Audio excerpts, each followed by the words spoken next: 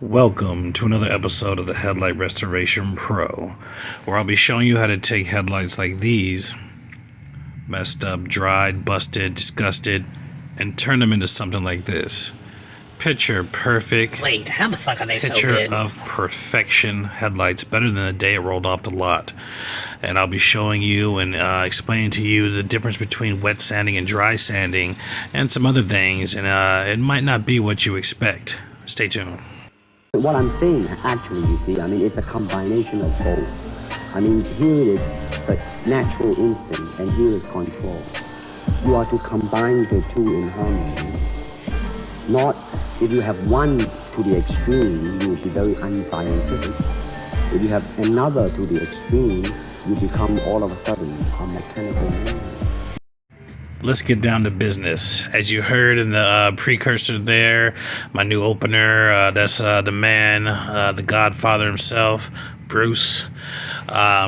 What pretty much he is discussing is that people get set in one discipline, they get set in one way, and you become like a robot, a mechanical man, a mechanical person. A machine is programmed to do a task, okay? And it does it. And typically it's very narrow-minded. It's do this, do that, do this, do that. You can't get into that dogmatic thinking, that just narrow-minded thinking, okay? You'll be set in your ways, and you'll be like, oh, this guy does such great work, but I wet sand. Oh, this guy does such great work, but I use wipes. His clear coating is so amazing, but I just gotta use wipes. This is my 800 headlight, and I'm just gonna settle for this. If you're a person that wants to settle and just never be better, it's just going against your nature, because human nature is to evolve. Human nature is to be better. Okay, be better than yourself. Be better than the next. Just be better, just to keep bettering yourself. But also human nature is to be lazy as well. So hopefully you are pulling towards the first one. The first human nature is to evolve and be better than yourself.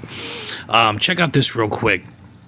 As you see, I am showing you right here, I'm showcasing the different levels of speed and torque that you can use using either your drill or your polisher.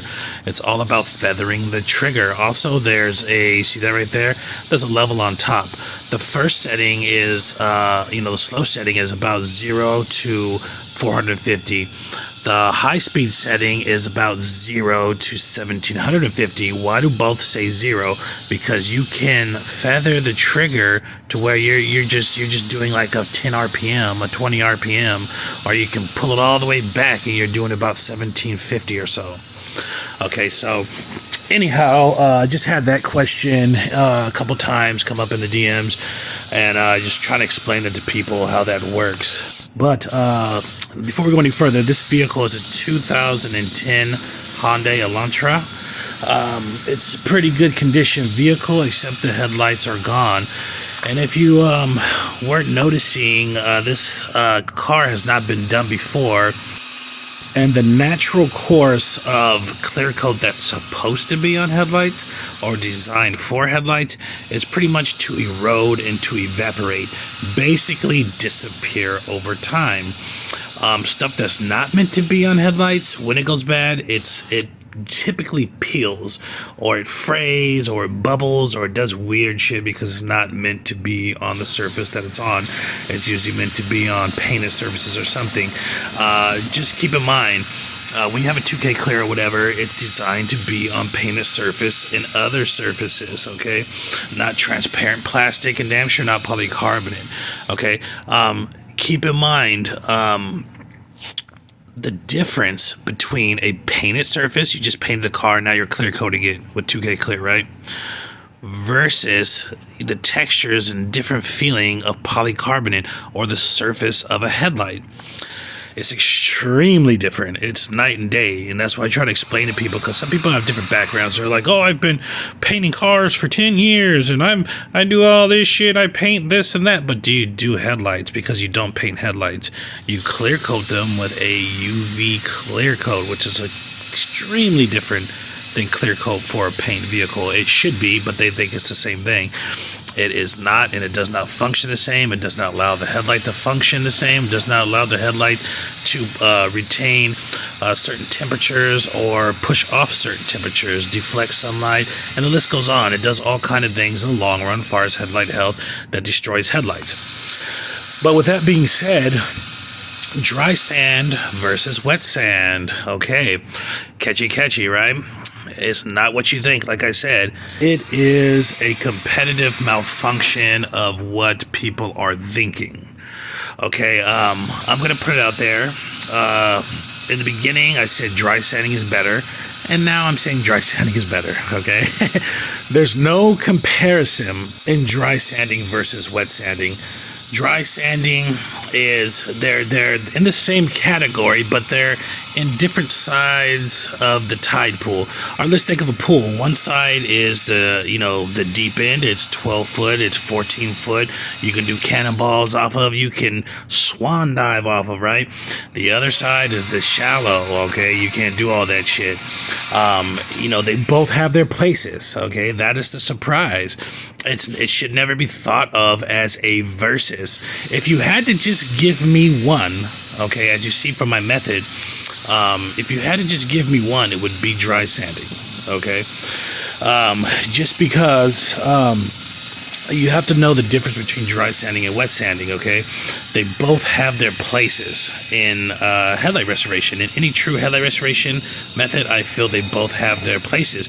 If you noticed my headlight restoration style and method, it is what I always say is it's the mixed martial art, the MMA of headlight restorations. I guess that would be MHR, mixed headlight restoration, right? So, the ideology of MMA is to take all of the greatness from every single discipline, whether it's boxing, whether it's kung fu, whether it's wrestling, whether it's Muay Thai or whatever. They're taking all these things. They might be like, okay, my style, I'm going to design it like here.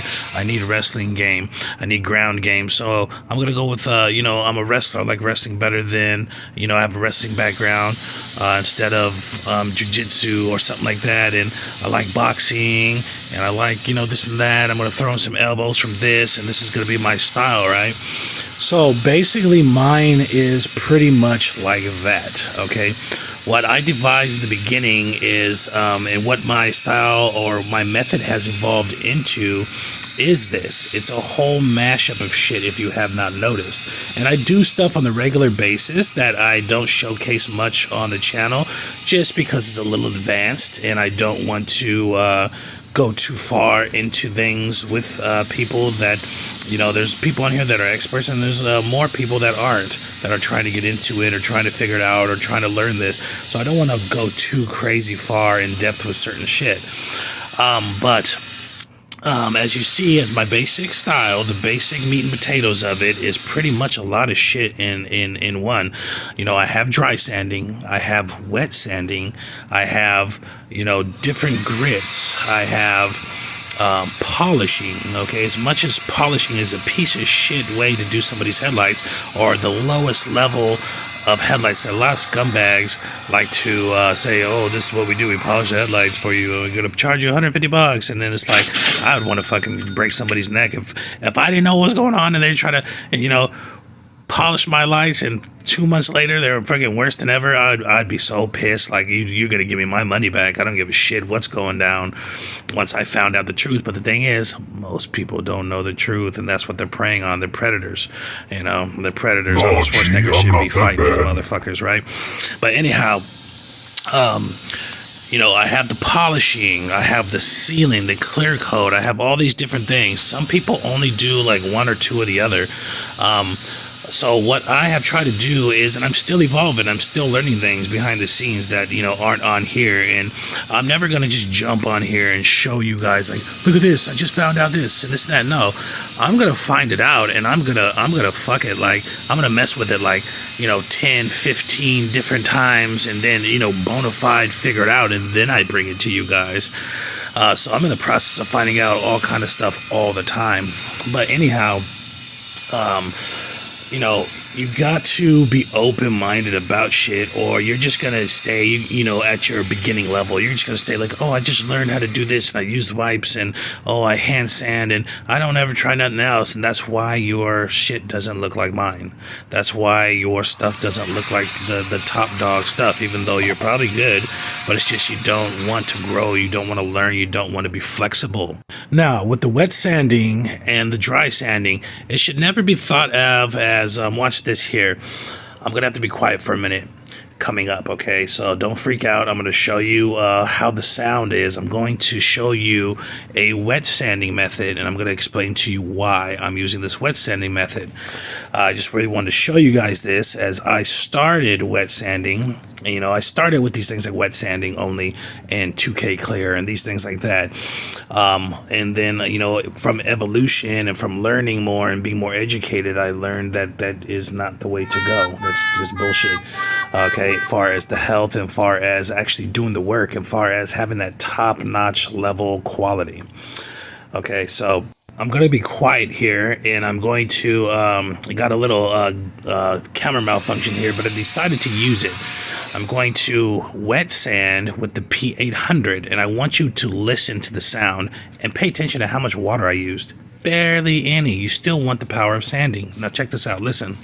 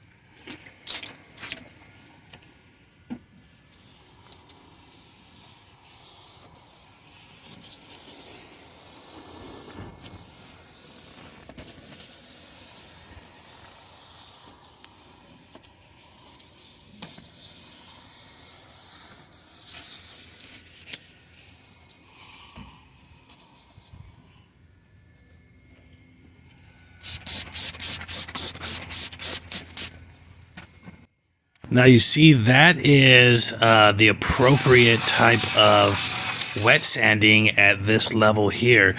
The focus doesn't come back and play for a minute or so, so I'm going to go ahead and keep fast forwarding it here while I speak to you. What I was saying there is a lot of people stop at this point and they just spray paint all that, filling in all those pockets and fissures. Once again, it looks like a sponge under a microscope, or a wool blanket or something that was woven together by grandma. It looks like that, okay, or a wool sweater or something. Under the microscope, it looks like that. So when they spray it like that, once again, it just fills in those pockets and creates a bunch of drama that you don't want. You always want to polish your headlights out and, spray your clear coat at the clearest level you can. But back to that wet sanding, did you see how different it looked? Like, hope you like my sound effects. But how it looked, if you could see it, basically the best analogy you can use is he's smoothing it out, because that's what you're doing. I see a lot of people that don't really know how to wet sand that do headlights, and they're just lucky it comes out good, but it could come out a lot better. And it's one of the reasons why they have so many inconsistent outcomes, because they pretty much go through the whole sanding process with either one grit, or they use two grits, but they're just bulldozing the shit out of the light all the way to the end, and they count on their clear coat to mask all the bullshit, right? They're just wetting it and bulldozing it through. The first step, wet it and bulldoze it through, go this way, go that way, get it all off, right? But that other step, there should definitely, with any kind of wet sanding, should always be a second step, okay? You should never just, that is the most incomplete headlight restorations you can do when you do one wet sand, like say with 600. Ooh, ooh, and then you just dry it off and you spray it. Like, that is just, that there's going to be so much shit going on with that headlight that they're going to regret it in like a year. You know, and you're going to regret it when they come back talking to you like, what the fuck is this shit? What's going on in my light, right? You're going to regret it. But anyhow, the second step is the smoothing. You see, I was just smoothing it out. It was just, and I was going from side to side. And what happens is when you use just that little bit of water, it adheres in like suction cups to the surface of that headlight, and it just kind of slides and glides over, and you're doing exactly that. You are smoothing over that surface. Okay, you're eliminating any scratches done before, and you're aiding to this nice smooth polish that's getting here. You're aiding it, kind of like a forward assist, or a before this comes on, you are helping it to achieve this level here. Now look at this. It's not even finished, but it looks better than most people's finished product because of these things I'm doing. And you got to understand, you say wet sanding versus this and that, you should be doing both. As you see, there's a wet sand mark. As you see earlier, it was looking so good, my mind almost told me that I already did the 3000. I had to go back and do the 3000. Those things happen sometimes. I could almost have got away without using the 3000 because of how well I did that P800 wet sand. So there is no dry sanding versus wet sanding. You can even Google it or whatever. The proper method of sanding, okay, expressly when it comes to, really with anything, but expressly when it comes to plastic and or polycarbonate and headlights, believe it or not, is you dry sand first. The dry sand is the heavy removal. Okay, wet sanding alone is not going to work on every single light. Dry sanding will work on every single light. Okay, so dry sanding is pretty much designed to be the first step, and even Google will tell you that. Check this out. Will tell you that dry sanding comes first as a point of heavy removal, and then wet sanding comes later as a precursor or pre-finish or a finish. Okay, it's almost like if somebody had a 5 feet of hair or had a huge afro or something, right? And you were like, I'm going to take this big razor, all right, and shave his head.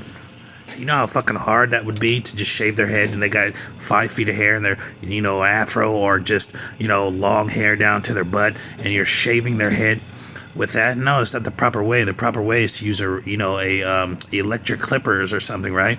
Buzz cut it down and then shave it bald because they want a bald head. It's there's a lot of analogies I can put in there, but basically it's wet sanding is a finished product. Dry sanding is a beginning product. That's why I dry sand those first 2 steps, and then the next step is wet and then a polish. So basically I'm just doing ascending or descending levels of RPM use or polishing, whatever you want to call it, sanding, ascending, descending levels. Okay, it just goes lower and lower and lower and lower, and also expressly with headlights and polycarbonate or plastic, they need that certain level of heat. When you're doing a complete wet sand, you're not getting that heat. The water keeps it off. And when most people are doing this wet sand, they are dousing this light with so much water. Look at the results I'm getting without dousing those lights. I urge any wet sander, any person who swears by wet sanding, try it with a lot less water. Okay, you're dampening the sanding power too much. Okay, check this out. There is no wet sanding versus dry sanding. You should always be doing both. Stay tuned. Dry sanding is going to be more aggressive, especially with lower grit sandpaper. This allows you to shape your workpiece or significant grind down uneven surfaces to level them out. Wet sandpaper is used in the later stage of the process to bring out a shine on the object or to prep for buffing and polishing. What's the difference between the two? Wet sanding, which is sanding with the addition of water to act as a lubricant, is less abrasive than dry sanding and results in a smoother finish. It's best to wet sand as the final finish of a project. Dry sanding removes more material and smooths rough material quicker. To be dogmatic is to follow a set of rules no matter what. Enough said. Don't be dogmatic. Subscribe. What I'm saying, actually, you see, I mean, it's a combination of both. I mean, here is the natural instinct, and here is control. You are to combine the two in harmony. Not if you have one to the extreme, you will be very unscientific. If you have another to the extreme, you become all of a sudden a mechanical man.